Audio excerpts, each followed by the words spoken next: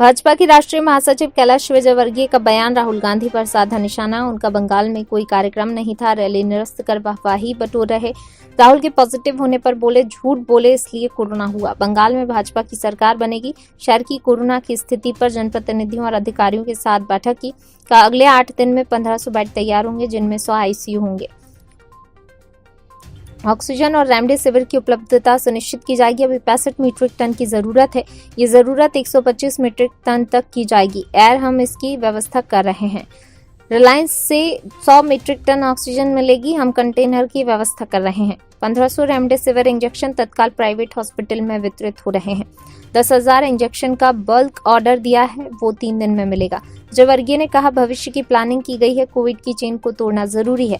जनता खुद करे कर्फ्यू का पालन, आत्मनियंत्रण, आत्मसंयम लाए।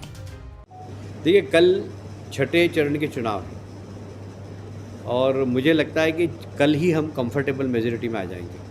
कल के मतदान के बाद 7वें 8वें में हमारी सीट 200 तक पहुंचेगी। तो हमारी जो तैयारी है वो बिल्कुल परफेक्ट है और हम 100% सरकार बनाएंगे। मैं आपको बहुत जवाबदारी के साथ कह रहा हूँ कि वहाँ भारतीय जनता पार्टी की सरकार बनेगी।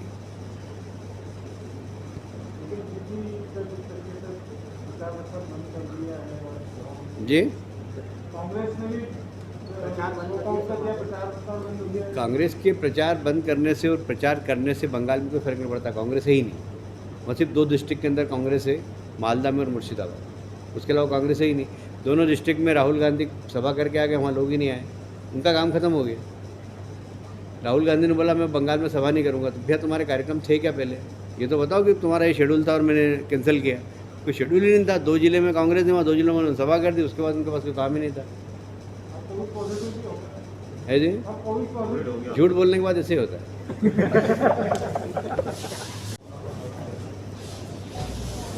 अभी माननीय मंत्री जी और शंकर जी ललवानी के नेतृत्व में एक जिला प्रशासन के साथ बैठक हुई है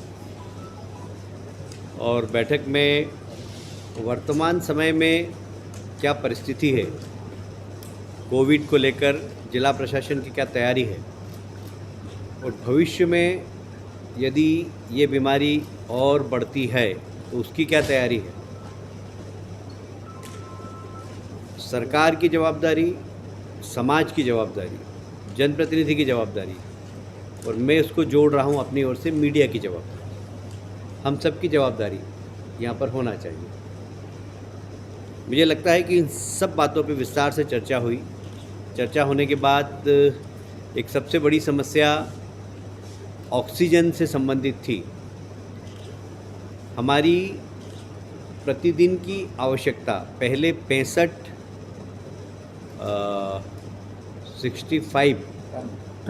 टन ऑक्सीजन मेट्रिक टन की आवश्यकता थी। वो बढ़कर अब 100 हो गई है और भविष्य में 125 तक जाएगी। तो हमने उसकी तैयारी की। पहले 65 की थी, उसकी तैयारी कर ली थी, पर अब पेशेंट्स की संख्या बढ़ती जा रही है, हॉस्पिटल की डिमांड बढ़ती जा रही है, तो वो 100 तक पहुंच गई है, पर वो 125 तक जाएगी। तो हमने उसकी तैयारी भी कर ली।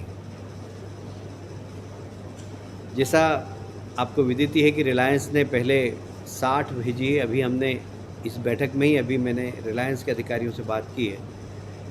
उन्होंने कहा कि हम 100 तक भी दे सकते हैं, पर हमारे पास कंटेनर नहीं है। तो अभी कंटेनर की व्यवस्था करने के निर्देश जिला प्रशासन को दिए हैं कि आप कंटेनर की व्यवस्था करें। जामनगर से 100 मीट्रिक टन ऑक्सीजन आ जाएगी। 2-3 दिन में ट्रांसपोर्टेशन की व्यवस्था हो सकेगी। अभी 60 टन तो आ रही है। इसके साथ ही कल मैं रात को पीतमपुर गया था। पीतमपुर में हमारे 2 मित्र हैं, मेरे बड़े पारिवारिक मित्र हैं।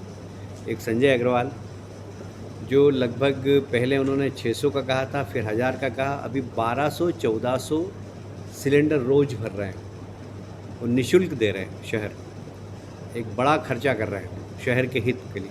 बोले इस शहर ने मुझे बहुत दिया, तो इस विपरीत परिस्थिति में मुझे भी शहर को कुछ देना चाहिए, ऐसा संजय अग्रवाल जी ने। हमने कहा कि कुछ हम नॉमिनल आपका बिजली का बिल, खर्चा ये सब दे देते, तो उन्होंने बिल्कुल नहीं, मेरी जवाबदारी है कि मुझे शहर के लिए कुछ करना चाहिए। तो अभी 1200 से 1400 सिलेंडर डेली दे रहे हैं।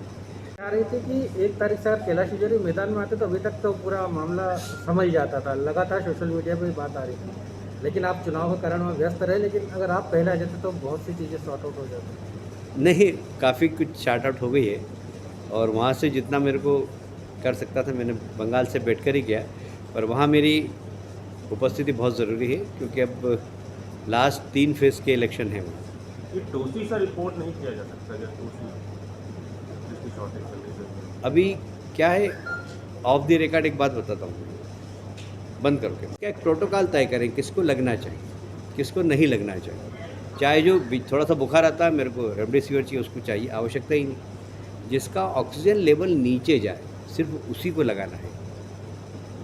तो अभी आधा पैनिक तो इसलिए हो रहा है कि किसी को भी बुखार आया तो खट से कहता मेरे को तो रेमडेसिविर चाहिए।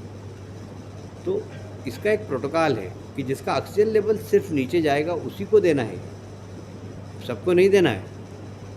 तो इसलिए इसके बारे में भी समाज में समझना पड़ेगा सबको कि ये इंजेक्शंस, अगर आपको सामान्य बुखार है, यदि आपको खांसी आ रही है, आपको थोड़ा सा चेस्ट में सामान्य इन्फेक्शन है, तो आप एंटीबायोटिक लेकर दूर हो सकते हो। उस समय इस इंजेक्शन की आवश्यकता नहीं, क्योंकि ये बड़ा पावरफुल है।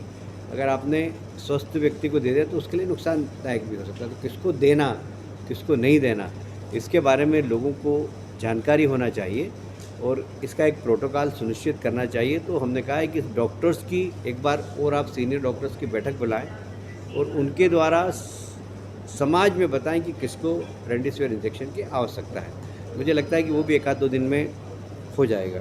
तो बीमारी कहाँ तक जाएगी, हमें दूर दृष्टि भी रखना होगी।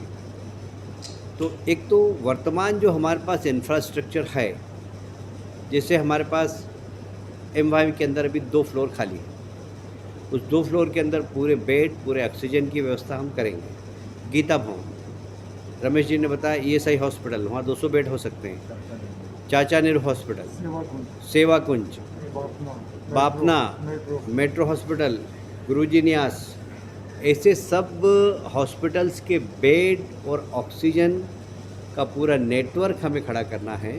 ये हमने 8 दिन का समय दिया है। हमारे पास 1500 बेड और तैयार हो जाएंगे, जिसमें लगभग 100 ICU के होंगे। और तो ये हमारी भी अभी तैयारी प्रारंभ हो गई। एक सबसे बड़ी समस्या है रेमडेसिविर इंजेक्शन की। 2 भागों में हमारी चिकित्सा व्यवस्था है, एक सरकारी, एक प्राइवेट। सरकारी हॉस्पिटल में जो भर्ती होता है उसको तो इंजेक्शन मिल रहे हैं, पर प्राइवेट में हॉस्पिटल में है उसको इंजेक्शन नहीं मिल रहा। आज मैंने कहा कि हमारे लिए पेशेंट है, चाहे प्राइवेट का हो चाहे सरकारी का। प्राइवेट वालों को भी मिलना चाहिए। तो यदि इनके पास एक्स्ट्रा आ जाते थे तो ये लोग स्टोर कर रहे थे। अभी हमने भोपाल बात की अधिकारियों के सामने ही और ये निर्देश दिए कि वे जितने पेशेंट हैं उतने ही इंजेक्शन अगले दिन के लिए रखें, बाकी तत्काल प्राइवेट हॉस्पिटल को दे दें। अभी 1500 इंजेक्शन अभी तत्काल प्राइवेट हॉस्पिटल में डिस्ट्रीब्यूट हो जाएंगे। मैं भी अपने स्तर पर, सरकार भी अपने स्तर पर इसका प्रयास कर रही है।